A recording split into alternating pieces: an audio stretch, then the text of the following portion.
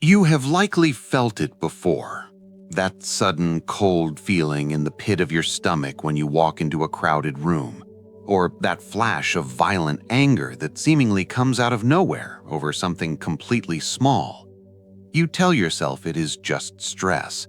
You tell yourself you are just tired. You tell yourself, that isn't really me. But deep down, you know that is a lie. There is a stranger living inside your mind, a silent observer who watches your every move, judges your every thought, and remembers every single desire you have tried to suppress. He knows your secrets, he knows your jealousies, and he knows exactly how to destroy the life you are trying so hard to build. Have you ever wondered why you sabotage yourself right when things are going well? Why you push people away when you want to be loved? Or why you feel paralyzed by a fear you cannot name? It is because you are currently fighting a civil war, a war between the person you pretend to be and the person you actually are. Carl Jung, the great Swiss psychiatrist, called this hidden entity the shadow, and he warned us with a terrifying truth. He said, "Until you make the unconscious conscious, it will direct your life and you will call it fate." Think about that word, fate. How many times have you looked at a disaster in your life and said, "I had no choice"? How many times have you felt like a puppet on a string? Most people go their entire lives thinking they are the master of their own house. They believe they are in control of their decisions. But today, we are going to look at why that is an illusion. We are going to explore why you are your own worst enemy and how you can finally meet the stranger within. To understand the shadow and why it is haunting you, we have to understand how you were built. When you were born, you were whole, you were complete. You had no concept of good or bad, right or wrong. You simply were. You screamed when you were angry, you laughed when you were happy, and you took what you wanted without shame. You were a sphere of pure potential. But then, civilization happened. Very early on, perhaps before you can even remember, your parents, your teachers, and your society began to teach you the rules of the game. They told you that being polite is good, and being aggressive is bad. They told you that sharing is good, and being selfish is bad. They told you that boys don't cry, or that girls shouldn't be too loud. Human beings have a fundamental need for attachment. We need love to survive. So when a child realizes that a certain part of their personality threatens that attachment, they make a desperate choice. They amputate that part of themselves. You created a mask, a carefully crafted personality designed to get love, approval, and safety. Jung called this the persona. The persona is who you think you are. This is the person you show to the world, the nice employee, the good friend, the dutiful son or daughter. It is the curated profile you present on social media. But here's the question that should keep you up at night. What happened to the rest of you? What happened to the aggression, the selfishness, the sexual impulses, the cruelty, the power hunger? They didn't just disappear. In psychology, energy cannot be destroyed. It can only be displaced. Instead of disappearing, you took all those unacceptable traits and you shoved them into a bag. You dragged that bag behind you, pushing it further and further into the darkness of your subconscious. That bag is your shadow. And here's the tragedy of the modern human. You grew up, but the shadow grew up with you. And while you were busy polishing your mask, trying to be the perfect citizen, the thing in the bag was getting stronger, darker, and more desperate to be let out. The danger of the shadow is not that it exists. Every human being has a shadow. The danger is that you refuse to look at it. Jung famously said that the brighter the light, the darker the shadow. This implies a terrifying balance. It means that the more you try to be a perfect, moral, nice person, the more monstrous your shadow becomes in the background. Robert Louis Stevenson wrote a story about this called The Strange Case of Dr. Jekyll and Mr. Hyde. Dr. Jekyll was the perfect Victorian gentleman. He was kind, charitable, and respected. But because he was so perfect, his shadow, Mr. Hyde, became a murderer. This is not just a fiction story. This is a psychological reality. Think about the nice guy archetype, the person who never complains, never gets angry, and always smiles. They seem harmless, but eventually, the pressure in the boiler gets too high, and when they finally explode, they don't just get angry, they become destructive.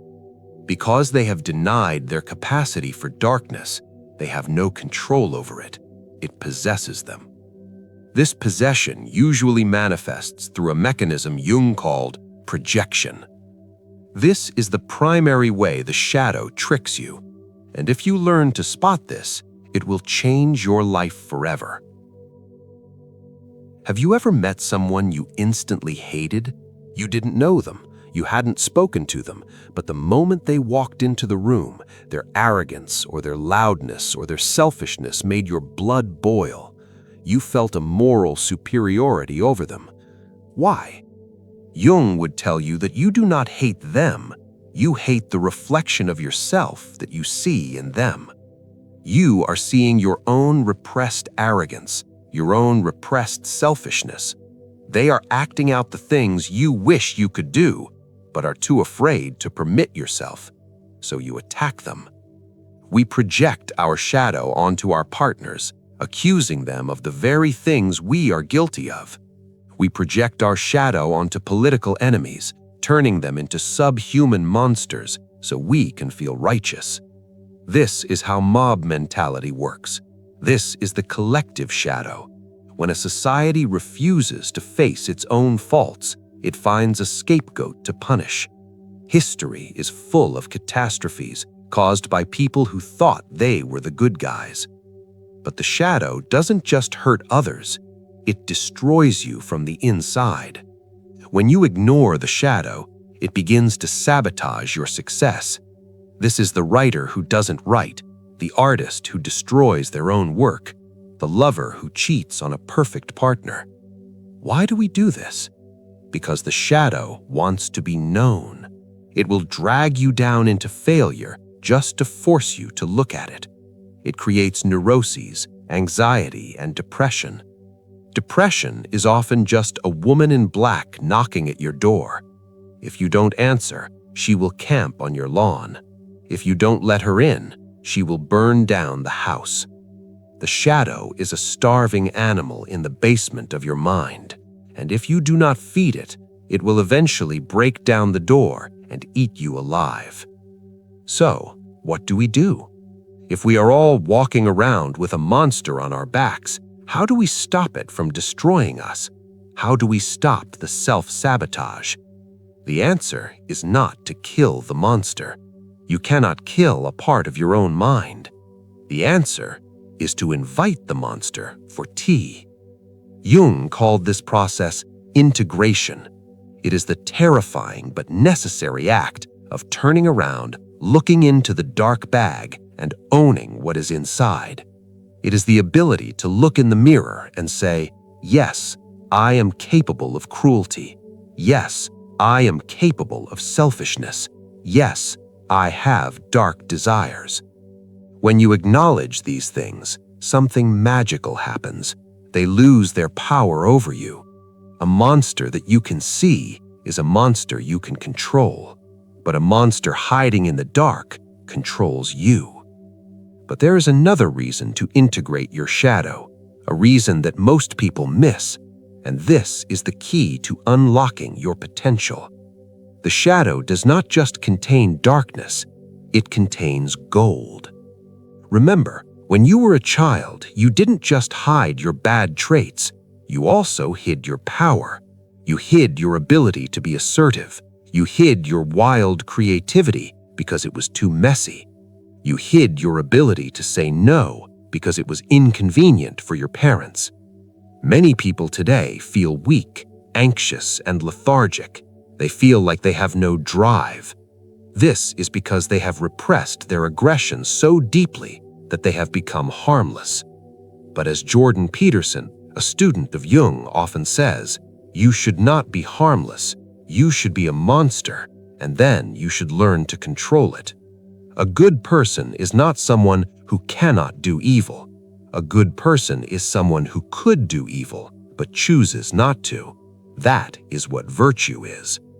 So, how do you do this practically? How do you do shadow work? It starts with observation. For the next week, watch yourself like a hawk. Notice when you have an irrational, emotional reaction. If someone cuts you off in traffic and you want to scream, do not just suppress it. Ask yourself, what part of me is screaming? Notice your fantasies. Notice the intrusive thoughts. Do not push them away in horror. Observe them. If you are obsessed with power in your dreams, perhaps it is because you feel powerless in your waking life. If you are violent in your thoughts, perhaps it is because you have let people walk all over you too long. You can also use a technique Jung called active imagination. Sit in a quiet room, close your eyes, and visualize the personification of your shadow. Maybe it looks like a demon or a darker version of yourself. And then talk to it. Ask it what it wants. Ask it why it is angry. You might be surprised by the answer. It might tell you that it is angry because you are letting your boss disrespect you. It might tell you it is bored because you stopped painting. Listen to it. Negotiate with it. Give it a safe outlet. If your shadow is aggressive, go to a boxing gym. If your shadow is chaotic, create abstract art. Give the energy a place to go so it doesn't tear your life apart. The journey of the shadow is not easy. In fact, it is the hardest thing you will ever do. It requires a courage that most people do not possess. It is much easier to be a victim. It is much easier to blame the world, to blame your parents, or to blame bad luck for your problems. It is comfortable to believe that you are purely good and the world is purely bad. But the cost of that comfort is your soul. If you deny your shadow, you will live a life that is only half lived. You will be a pale imitation of who you could have been. You will remain a child, protected by a mask, waiting for a savior who will never come. But if you are willing to do the work, if you are willing to face the darkness, you will find a strength you never knew you had. You will find that the very things you were afraid of, your anger, your pride, your hunger, are actually the fuel you need to become who you are meant to be. Carl Jung left us with one final haunting image. He said that no tree can grow to heaven unless its roots reach down to hell. You want the light? You want the peace? You want the meaning? Then you must be willing to put your hands in the dirt. You must be willing to accept the entirety of your existence, the good, the bad, the beautiful, and the ugly. Because only when you accept the darkness can you truly be free. Welcome to Mindigma. What happens next will change everything. See you in the next one.